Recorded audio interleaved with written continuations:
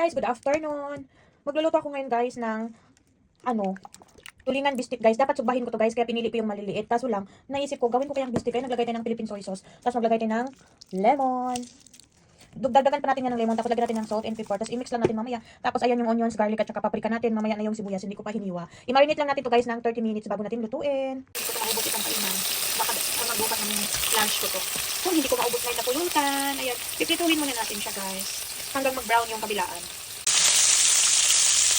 So brown lang naman natin ito guys. Hindi talaga natin lulutuin at hindi ko. So ayan guys, ilagay na natin ang ating garlic. Mamaya ko na pala ilagay yung onions. Ang toppings ko na lang siya.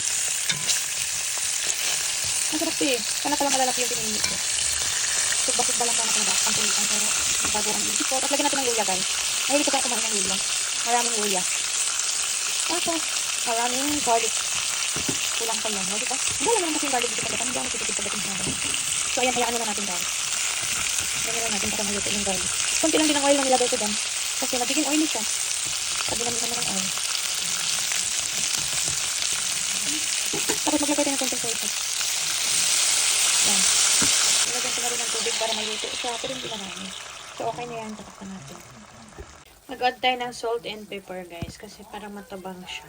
Yung pinagmarinitan kasi nito guys, hindi ko siya ilalagay dito. Kasi syempre parang malangsa para sa akin.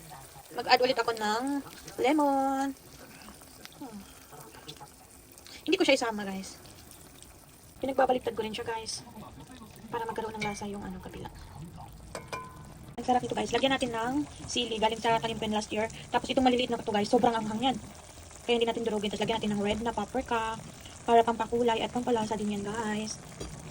Tapos mamaya lagyan natin ng sibuyas. O diba colorful na siya. Hindi ko pa nalalagyan ng red onions na toppings guys. Muntik pang maubusan ng sabaw ang ating bistik na isda. Gusto kong medyo may sabaw ng konti sana guys. Kasi ibabahog natin sa kanin.